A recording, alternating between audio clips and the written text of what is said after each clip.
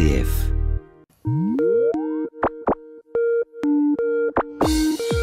Des souris et des hommes. Jean Pouli. Et Jean Pouli fait sa rentrée. Bonjour Jean Pouli. Et bonjour les filles. Donc pas de cartable, vous c'est toujours tout numérique. Pour l'instant, oui. C'est des souris et des hommes, c'est donc chaque vendredi. Et aujourd'hui, vous allez nous parler d'une toute nouvelle génération qui fait son apparition, c'est la génération Z. Vous nous devez des explications. Bah oui, je vous avais déjà parlé de la génération Y, ces enfants nés au début des années 80 et jusqu'à la chute du mur de Berlin, qui ont découvert forcément Internet très jeunes et ont sans doute marqué une rupture générationnelle par rapport à ce que je vais appeler le monde ancien, c'est-à-dire sans Internet. Alors ils étaient un peu jugés par leurs aînés comme impatients, inventifs, interconnectés évidemment, individualistes.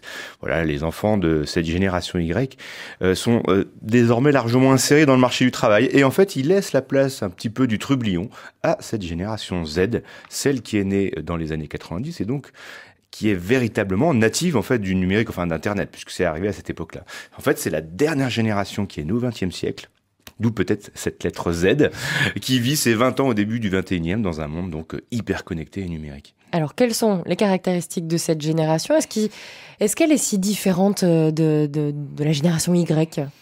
Alors c'est un prolongement en fait, selon les observateurs, cette génération ressemble à cette petite poussette là, le personnage fictif, la poussette comme les pousses qui sont toujours sur un écran, dans le personnage de Michel Serres dans son dernier ouvrage. Donc des êtres humains dont les technologies de l'information et de la communication sont devenues de véritables extensions cérébrales et physiques, oui, carrément, qui permettent de vivre finalement dans différents espaces temporels et physiques en même temps. Alors, les enfants de cette génération sont les premiers à n'avoir pas connu autre chose qu'un monde hyper numérique et hyper connecté.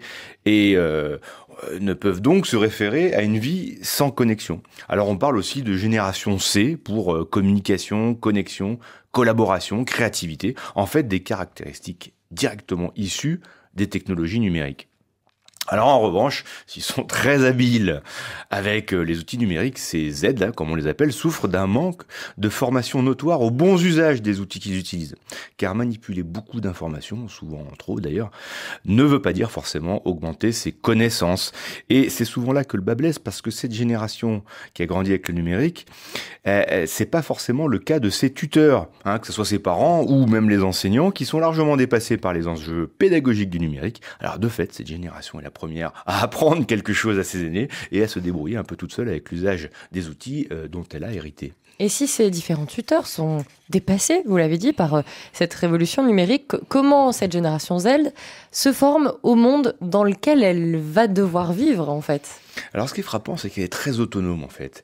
Elle a cette autonomie que l'utilisation quotidienne des outils numériques vous donne. Sur Internet, et là, j'ouvre des guillemets, on peut tout apprendre et tout savoir. Ça veut dire que, par exemple, je cherche quelque chose, je vais poser une question dans un forum, je vais regarder un tutoriel sur YouTube, je vais m'inscrire à un MOOC, ces cours en ligne massivement suivis. Voilà, on cherche, on creuse, on compare, et puis on trouve. Voilà, c'est une génération, en fait, qui est tournée de façon assez précoce vers la création d'entreprises, ce qui, surtout en France, est assez surprenant. En fait, nombre d'entre eux s'ennuient fermement à l'école. Certains même aux États-Unis ont même créé leur propre collège en ligne, tellement ils s'embêtaient.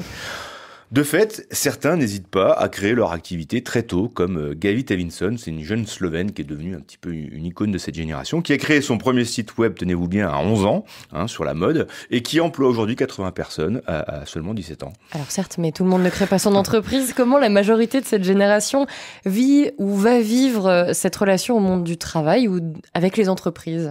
C'est effectivement une question assez problématique qui angoisse tous les managers et les recruteurs parce que les Z sont avant tout à la recherche du plaisir, d'une vie à court terme et ne se projettent pas du tout dans une carrière. Alors vous allez me dire c'est assez classique pour des jeunes, mais pour les Z ce n'est pas seulement une crise d'ado, c'est dans leur gène. Par exemple, ils ont beaucoup moins d'intérêt pour les diplômes car de toute façon on leur a toujours dit qu'il n'y aurait pas de travail. Pour eux, la certification de compétences et la reconnaissance par des pairs sur le réseau vaut beaucoup plus que le titre d'une école. D'où ce succès des cours en ligne et d'un tropisme marqué pour l'entrepreneuriat. En fait, cette génération veut absolument exister, se réaliser, réussir à tout prix dans un monde un peu désespérant, il est vrai.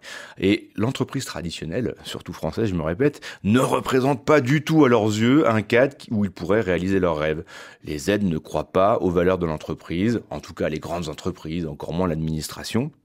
Et ils sont même cyniques avec elles. Ils sont pas du tout fidèles d'ailleurs. Ils zappent constamment d'une entreprise à l'autre. Certains même se construisent une vie hybride avec différents métiers et statuts en même temps. C'est ce qu'on appelle les slashers, un peu comme la touche slash du clavier. Hein, voilà. Donc ils sont salariés d'une entreprise, slash créateurs d'une autre, slash président d'une assoce, slash blogueur. Bref, les aides sont un petit peu comme leurs outils. Ils sont connectés, rapides et multitâches. Et est-ce qu'on peut dire que cette génération est la première génération digitale ?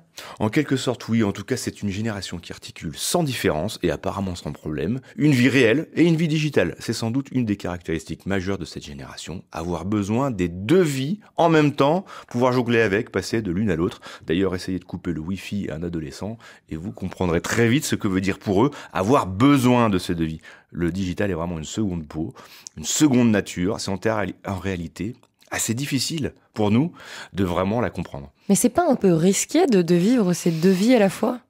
Alors bien sûr, on pense à tous les excès possibles. Les générations d'avant alertent régulièrement sur toutes les dérives de cette double vie numérique, dépendance, burn-out, solitude, harcèlement sur les réseaux sociaux, schizophrénie, abrutissement, j'en passe. En fait, leurs aînés ont sans doute peur d'une génération qui serait en quelque sorte désincarnée, en dehors du monde, préférant le confort de la relation virtuelle, mettant les êtres humains à distance, se protégeant de la relation physique, où l'être entier est engagé.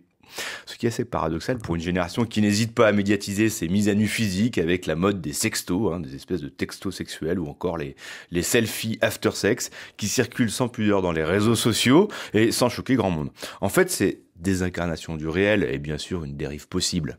Mais ce n'est pas du tout la réalité quotidienne de cette génération qui aime, comme ses aînés, profiter de la vie réelle, comme ils disent, in real life. Et si on se projette un peu, qu'est-ce qu'elle va devenir, cette génération Z ? Alors moi je pense qu'il est possible que cette génération hyper connectée veuille à un moment donné faire la part des choses et notamment s'affranchir des différents fils à la patte numériques, comme je les appelle, que cette société de l'information leur impose.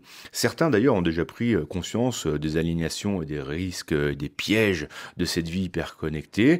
Beaucoup d'ailleurs commencent à laisser tomber Facebook et cherchent à goûter en fait à autre chose. C'est sans doute cette génération qui, avec le recul, sans doute dans quelques années, permettra d'inventer une vie numérique équilibrée après les excès d'enthousiasme, des débuts où tout paraît possible, où tout est toujours nouveau et plein de promesses. À suivre donc pour découvrir peut-être ce qu'on appellera la génération A, née au début du 21e siècle, donc celle de mes enfants. Nous en reparlerons, j'en suis sûr. C'est sans fin, Y, Z et peut-être bientôt A. On en reparlera donc et on vous réécoute pour cette chronique sur la génération Z sur Internet, rcf.fr. Merci Jean et à la semaine prochaine.